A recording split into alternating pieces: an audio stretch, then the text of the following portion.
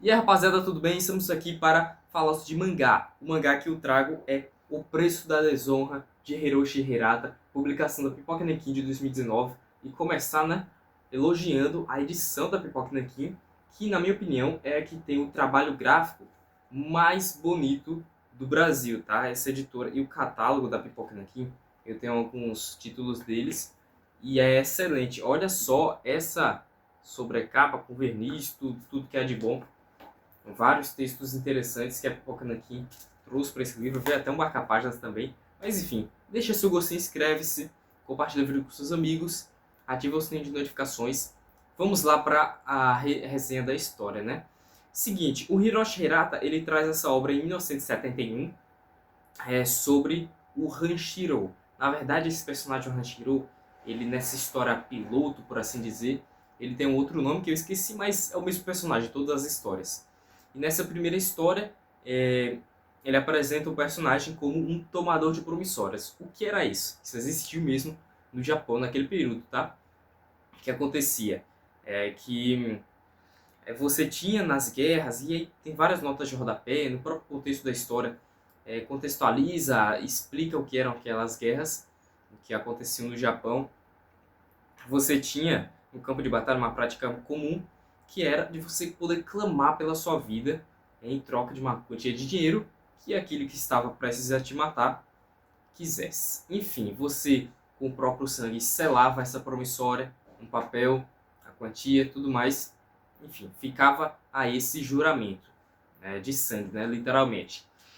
E aí, em algum momento da sua vida, um Ronin, no caso o Hanshiro, ele é um Ronin que serve a um... E aí eles explicam todas as denominações, né? Bushi, Ronin, Samurai, são coisas diferentes, né? O pessoal pensa que é uma coisa só.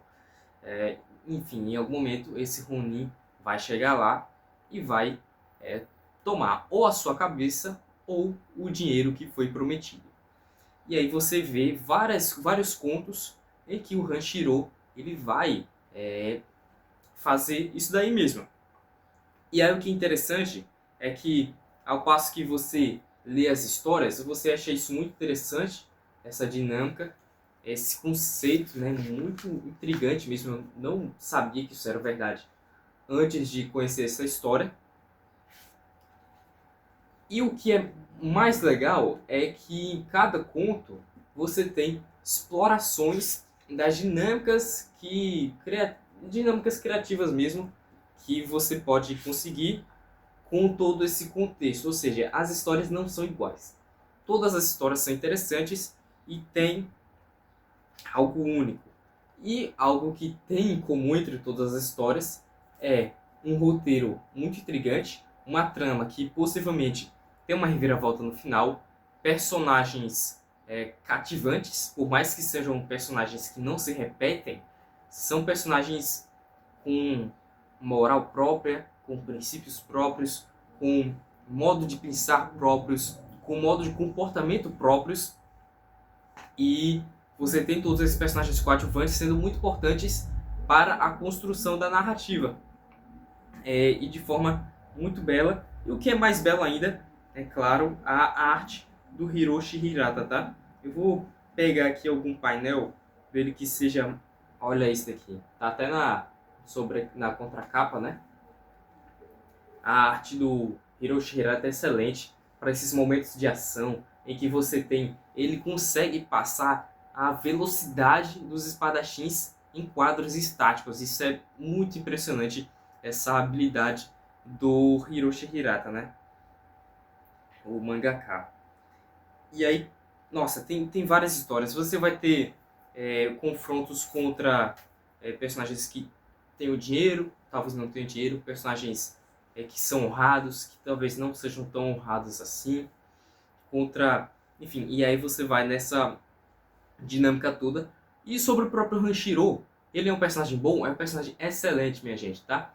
Porque ele tem até um pós-fácil do Hiroshi Hirata, que ele explica que para ser um Kubidai Kyuuken, para ser um tomador de promissórias, você precisa não só ser um excelente espadachim, mas também uma pessoa com moral, com princípios, e que possa que seja muito inteligente, muito esperta para desdobrar as situações. E é o que a gente consegue ver aqui nas histórias o Hanshiro executando.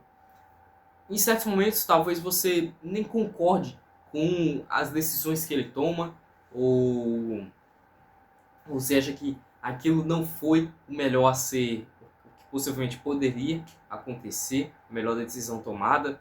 Às vezes, enfim, tem tudo isso que vai muito de quem está lendo também, mas fica muito claro que ele segue os princípios próprios, ele é uma pessoa honrada, uma pessoa que preza pela honra. E essa palavra você vai ver muito aqui, né, nessas todas as histórias, porque a questão da honra para os japoneses naquela época e para os bushis, especialmente, é, é a maior prioridade de todas, tá? Maior do que a família, maior do que a dignidade própria, ou melhor, a honra é a dignidade própria e a dignidade do ser. Então, você vai ver situações em que existem personagens que preferem morrer a perder a sua própria honra. Então, o que é um choque de realidade, né, com muitos conceitos que a gente tem hoje no Ocidente e tudo mais. Então, é muito interessante nesse sentido também. Eu vou parar de falar e mostrar mais imagens, imagens bonitas, que o Hiroshi Hirata, ele é mestre nisso, tá? Deixa eu procurar aqui. Nossa, ele tem um traço muito detalhado e com muita aquarela também, tá? Muita aquarela. Enfim, minha gente, eu recomendo fortemente aqui O Preço da Desonra, da editora Pipoca e Nanquim, tá certo? Tem até uma continuação, que é o Shin Kubidai Rikukenin, que ele passa a publicar no final dos anos 90, né, muitos anos depois, e que também já foi publicado pela editora, mas que não é uma continuação, são novas histórias desse mesmo personagem. Então é isso, minha gente, muito obrigado. Faça tudo que eu já disse no começo, gostei, inscrever-se, comentar. Você já leu essa história? Ficou com vontade de ler? Comenta tudo isso daí, vamos conversar, tá? Muito obrigado e até a próxima. Tchau!